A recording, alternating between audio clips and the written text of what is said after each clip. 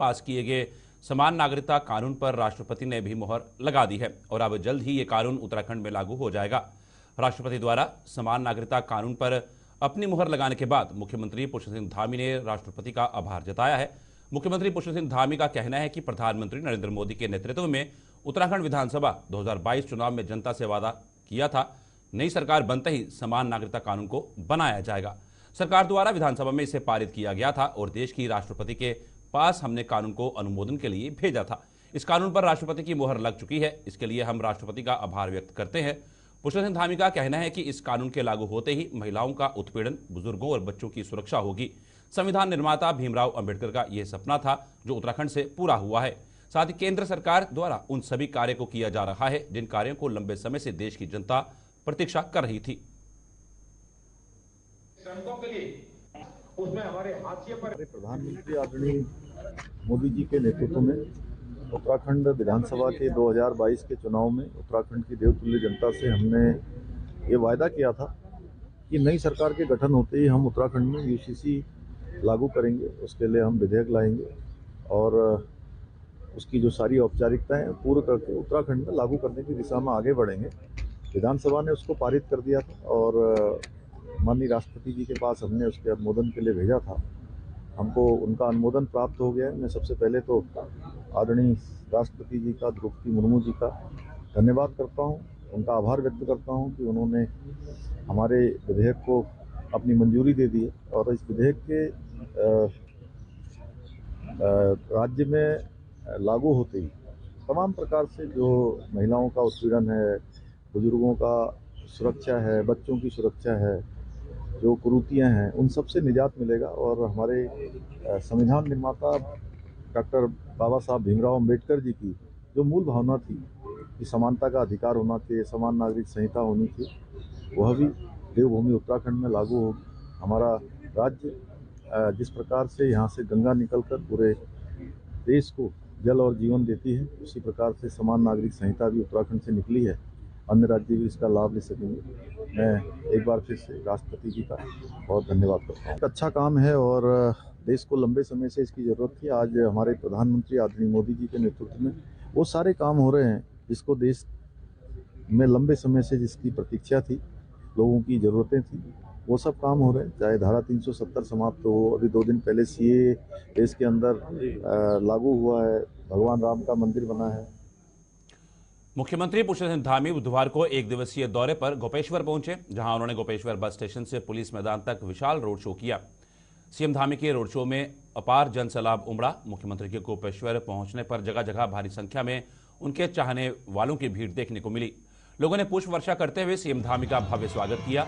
मुख्यमंत्री ने road show में शामिल सभी लोगों का आभार जताया। रोड शो में राज्यसभा सांसद महेंद्र भट्ट, गढ़वाल सांसद तीरथ सिंह रावत, कर्णप्रयाग विधायक अनिल नौटियाल, कराली विधायक गोपाल राम टमटा सहित बड़ी संख्या में पार्टी कार्यकर्ता मौजूद रहे।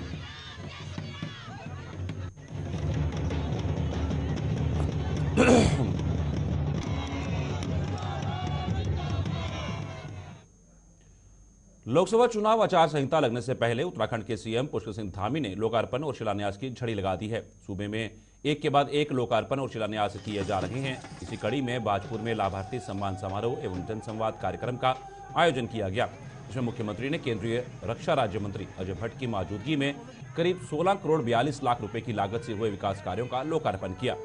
इससे पहले मुख्यमंत्री पुष्कर सिंह धामी ने नगर में रोड शो निकाला, जिसमें भाजपा के कई अन्य वरिष्ठ नेताओं सहित हजारों की संख्या में लोग शामिल हुए। और पीएम जनधन योजना में 245 लोगों को, 80 परिवारों को लाभ हुआ है। लाभार्थी माननीय मुख्यमंत्री जी के कल यूसीसी लागू होने के बाद उत्तराखंड के बच्चों का भविष्य भी सुरक्षित होगा, हमारे बुजुर्गों का भविष्य भी सुरक्षित होगा, हमारी जो माताएं बहनें हैं उनका भविष्य भी सुरक्षित होगा। जो कुरीतियां हैं, हलाला इद्दत जैसी कुरीतियां, उनसे भी छुटकारा मिलेगा। हमने प्रदेश के अंदर देश का सबसे सख्त नकल विरोधी कानून लागू किया है, जिससे पेपर लीक होने पर लगाम लग गई है। अब हमारे बेटे बेटियां, हमारे भाई बहन, गरीब माता पिता का बेटा और बेटी, अब अगर उसके अंदर योग्यता है, क्षमता है, प्रतिभा है, तो उसको चयन से कोई रोक नहीं सकता है। उसके लिए भी हमने रास्ता बना दिया है। अब ये सब परीक्षाएं पारदर्शिता से हो रही है। मैं स्वयं चयनित जो अभ्यर्थी हैं, प्रत्येक दिन किसी न किसी विभाग के जो चयन होने वाले हमारे अभ्यर्थी हैं उनको उनके नियुक्ति पत्र प्रदान। अभी देखिए हम 495 करोड़ रुपए फ्लाईओवर के लिए लेके आए हैं। नैनीताल के लिए रोपवे स्वीकृत हो गई है। अब आप नैनीताल जाएंगे तो सब रिश्तेदारों को बुला लो भारत भर से, और यहाँ से आपको सिर्फ रानी बाग तक जाना है और 15 मिनट में नैनीताल दिन भर घूमना है। फिर अपनी गाड़ी से रात को बाजपुर, काशीपुर, रुद्रपुर जहाँ भी रहना चाहे वहाँ आ सकते हैं। और 710 करोड़ रुपए की चौड़ीकरण दे दिया है। 710 करोड़ रुपए, ऐसा लगेगा हम दिल्ली में चल रहे हैं, नैनीताल में नहीं। तो ये एक के बाद एक विकास कार्य कर रहे हैं। आज देखिए यहाँ की कितनी घोषणाएं कर दी, जो सड़कें रुकी हुई थी, बाजपुर क्षेत्र की, काशीपुर क्षेत्र की, जसपुर क्षेत्र की, और इधर हमारे जो गदरपुर क्षेत्र की, सारी योजनाओं का शिलान्यास और लोकार्पण किया है। अगर कोई गलत किया है तो कहे ना ये गलत है। सरकार की अपनी नीति का मामला है। जैसे जैसे नियुक्ति के लिए जगहें खाली होते रहती हैं, वैसे वैसे नंबर पर आते रहते हैं, क्योंकि मृतक आश्रितों को जो नौकरी देना है वो क्रम से आती है।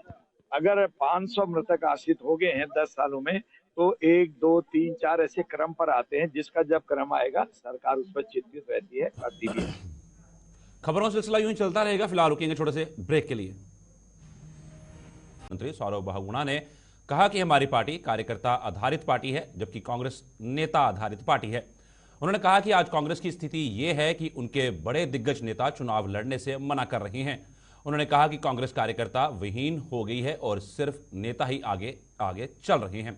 सौरभ बहुगुणा ने कहा कि पार्टी ने उन्हें कुमाऊं क्लस्टर का प्रभारी बनाया है और उन्हें पूरी उम्मीद है कि इस बार 2024 के लोकसभा चुनाव में बीजेपी प्रत्येक लोकसभा सीट को 5 लाख वोटों के अंतर से जीत कर आएगी। देखिए, मैंने परसों भी एक प्रेस कही थी, हल्द्वानी में करी थी, जब मैं प्रोग्राम में था। मैंने वहाँ पे एक बात कही थी कि कांग्रेस और बीजेपी में सबसे बड़ा अंतर एक ही है कि कांग्रेस जो है वो नेता बेस्ड पार्टी है और हम एक कार्यकर्ता बेस्ड पार्टी है। अब समस्या कांग्रेस के पास सबसे बड़ी आज के दिन ये हो गई, कार्यकर्ता थे नहीं और नेता चलते जा रहे हैं। तो ना कार्यकर्ता बचे ना नेता बचे। जिस तरीके से आप देख रहे हैं कि सारे जो इनके प्रमुख नेतागण हैं सबने चुनाव लड़ने से मना कर दिया। मैंने माननीय पूर्व मुख्यमंत्री हरीश रावत जी का भी स्टेटमेंट सुना कि मैं चुनाव नहीं लड़ना चाह रहा हूँ। तो सबको writing on the wall clearly दिख रही है कि भारतीय जनता पार्टी 5 सीट बहुत भारी बहुमत से जीतने जा रही है। मैं कुमाऊं के एक क्लस्टर का प्रभारी भी हूँ, 2 सीट का इंचार्ज हूँ और मैं वहाँ पे लगातार लोगों के बीच में हूँ। बहुत अच्छा रुझान है माननीय मोदी जी के लिए, भारतीय जनता पार्टी के लिए। और मैं कन्फर्म्ड आपको आज कह के जा रहा हूँ प्रेस कॉन्फ्रेंस में कि जिस दिन वोटिंग हो जाएगी और रिजल्ट खुलेंगे उस दिन आप देखेंगे कि जो हमारे पार्टी का लक्ष्य था वोट प्रतिशत बढ़ाने का 5 लाख वोटों से। पूरे देश में CAA लागू कर दिया गया है, जिसमें अन्य देशों के लोगों को भी भारत की नागरिकता मिल सकती है। CAA के लागू होने से अब राजनीति भी शुरू हो चुकी है। बीजेपी के नेताओं का कहना है कि प्रधानमंत्री नरेंद्र मोदी के नेतृत्व में देश आगे बढ़ रहा है और जिस तरीके से पूरे देश में CAA लागू किया गया है उसका वो स्वागत करते हैं और इससे निश्चित रूप से अन्य देश के नागरिकों को जो अन्य देशों में प्रताड़ित किया जाता है उन्हें इसका लाभ मिलेगा। वहीं विपक्ष इस पर हमलावर बनी हुई है। विपक्ष का कहना है कि CAA लागू करना खासकर लोकसभा चुनाव से पहले कहीं ना कहीं बीजेपी का तुष्टीकरण सामने आता है, क्योंकि बीजेपी के पास 10 साल रहे हैं, लेकिन उन 10 सालों में बीजेपी ने CAA लागू नहीं किया। आखिर चुनाव के समय ही बीजेपी को CAA क्यों याद आया है? यह सिर्फ एक चुनावी जुमला है, इससे देश को कोई लाभ मिलने वाला नहीं है। बहुत स्वागत योग्य कदम है कि जो अल्पसंख्यक अफगानिस्तान, बांग्लादेश और पाकिस्तान से प्रताड़ित होकर के इस देश में आए थे उनको नागरिकता। देखिए, सबसे पहले तो मैं देश के प्रधानमंत्री नरेंद्र मोदी जी का और जो खुद भी लौह पुरुष से कम नहीं है अमित शाह जी का, मुझे उनका बयान याद आता है। उन्होंने कहा था कि चुनाव से पहले हम CAA लागू करेंगे और CAA लागू हो गया है। उसके लिए मैं अमित शाह जी को, मोदी जी को, नेतृत्व को बधाई देता हूँ, शुभकामनाएं देता हूँ। और जो लोग हल्ला मचा रहे थे कि CAA लागू होगा तो ऐसा हो जाएगा वैसा हो जाएगा, कहीं किसी ने परिंदा तक कहीं नहीं हिला। ये ऐसा चल रहा है और इसका लाभ देश के आम नागरिक को मिलेगा। मैं एक बार फिर प्रधानमंत्री जी का और अमित शाह जी का आभार व्यक्त करता हूँ, उनका अभिनंदन करता हूँ। कोई है CAA बोलिए, राष्ट्रपति की मंजूरी मिल गई होगी, पर मेरा ये कहना है कि टाइमिंग को लेकर कांग्रेस को थोड़ा संशय है, क्योंकि हम ये मानते हैं पोलराइजेशन ऑफ वोट की नियत से ये कानून लाया गया है और इलेक्शन में डर का वातावरण पैदा करने की भी नियत थी। अगर बीजेपी इतनी इसके लिए गंभीर थी तो उनका जो समय था 10 साल का उनका कार्यकाल रहा, 10 साल में इसको प्रायोरिटी क्यों नहीं दी गई? 2019 में तो मैनिफेस्टो में भी रखा था, 2019 से 2024 आ गया, 24 में भी चुनाव जब मुहाने पे खड़ा तब इसको लेके आए हैं। इससे इनकी नियत पे हमको शंका है और क्या इसके अंदर ये चीजें और ऐड करेंगे या घटाएंगे वो देखने वाली बात है। देखो ये सब चीज़ मुझे लगता है कि इस वक्त जिस तरीके से इस चीज़ को कर गया, इससे पॉलराइजेशन की राजनीति जो भाजपा हमेशा करते हुए आई है उसने वो करा, क्योंकि उनको लगा कि हम लोकसभा में उनके मुद्दों के साथ चुनाव में जाएंगे, वो क्या बोलेंगे कि हमने युवाओं को रोजगार कितना दिया, हमने महंगाई कितनी कम करी, हमारे उसमें भ्रष्टाचार कितना कम हुआ। तो ये सब मुद्दों से भटकाने के लिए उन्होंने जो ये अभी सीए लागू करा, उसका केवल एक कारण वही है कि आपको जो मुद्दों से लोगों को भटका के इस पे जाना है। क्या लगता है ये सही है, इससे लाभ मिल पाएगा भारत को? देखिए मुझे नहीं पता, मेरे को लगता है कि भारत को लाभ मिलेगा अगर हम वहाँ के जो बच्चे हैं उनके रोजगार की बात करेंगे। अगर भारत को लाभ मिलेगा जब हम महिलाओं के खिलाफ जो उत्पीड़न अत्याचार बढ़ रहे हैं वो उसकी बात करेंगे, ग्रामीण क्षेत्रों में स्वास्थ्य की बात करेंगे, शिक्षकों की बात करेंगे। हमारे पास जो मुद्दे होने चाहिए हमारे देश के आने वाले जो भविष्य है उनके लिए हम क्या काम कर सकते हैं। खबरों का सिलसिला यूं ही चलता रहेगा। फिलहाल रुकेंगे थोड़े से ब्रेक के की गुणवत्ता युक्त आपूर्ति के लिए कैलेंडर का अनावरण किया। पिछले महीने हुई कृषि एवं उद्यान विभाग की समीक्षा के दौरान मंत्री ने अधिकारियों को वार्षिक कार्य कैलेंडर को जारी करने के निर्देश दिए थे। मंत्री गणेश जोशी ने प्रधानमंत्री नरेंद्र मोदी और केंद्रीय कृषि मंत्री का आभार व्यक्त करते हुए कहा कि इनके कुशल नेतृत्व में भारतवर्ष के साथ साथ उत्तराखंड राज्य में भी किसानों की आर्थिक स्थिति मजबूत करने के लिए निरंतर प्रयास किए जा रहे हैं। उत्तराखंड की इकोनॉमी को मजबूत करने में हॉर्टिकल्चर सेक्टर, एग्रीकल्चर सेक्टर का बहुत बड़ा योगदान है और धामी सरकार लगातार इसको आगे बढ़ाने का काम कर रही है। जहां हम 50,000 पॉलियो हाउस लगाने जा रहे हैं, एप्पल मिशन में 800 करोड़ की व्यवस्था हमने की है, न्यूट्रिशन में 73 करोड़ रुपए की व्यवस्था हमने की है।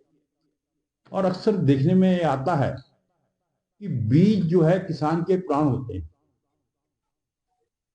पौध किसान के प्राण होते हैं और बीज समय से न मिले, पौध समय से न मिले, और जिसकी वजह से मैं कहूं कि किसान की एक तरह से हत्या सी हो जाती है। हमारी सरकार ने सुनिश्चित किया है किसानों को समय पर बीज मिले, समय पर पौध मिले। इसके लिए एनुअल वर्क कैलेंडर हमने आज जारी किया है, जो दयाबंचा स्तर तक जिसको हम पहुंचाएंगे अपने अधिकारियों के माध्यम से, और जिसके माध्यम से किसान समय पर बीज किसान को समय पर बीज मिलेगा, पौध मिलेगी। और जो हमारा पूर्व सांसद और सीपीआईएम के वरिष्ठ नेता वरिंदा करात आज हल्द्वानी पहुंची, जहां उन्होंने बनबुलपुरा के दंगा प्रभावित क्षेत्र का दौरा कर स्थानीय लोगों के साथ संवाद किया।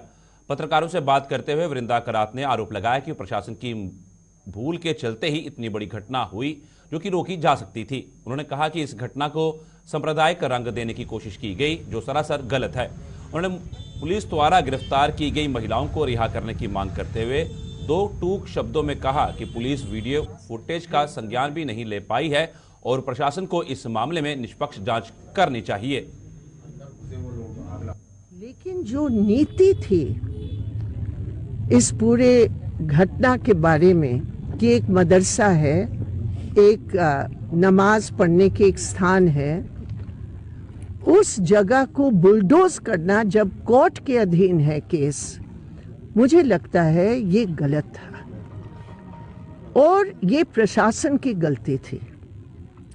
दूसरी बात ये भी सच है कि मॉब जो आया था, आगजनी हुई और गाड़ियों को जलाया, लोगों को मतलब बहुत पथराव में, पुलिस कर्मी में, उसमें महिला कर्मी भी पुलिस के जो बहुत आतंकित हुए और घेरे में आ गए। उसके लिए हमें बहुत ही शॉक्ड हम थे।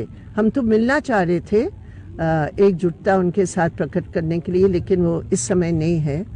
तो ये सब हकीकत है कि वहाँ कुछ राइटर्स जरूर थे जिन्होंने गुलिस्तान पर खबरों का सिलसिला यूं ही चलता रहेगा। फिलहाल इस बुलेटिन में इतना ही। दीजिए इजाजत। नमस्कार।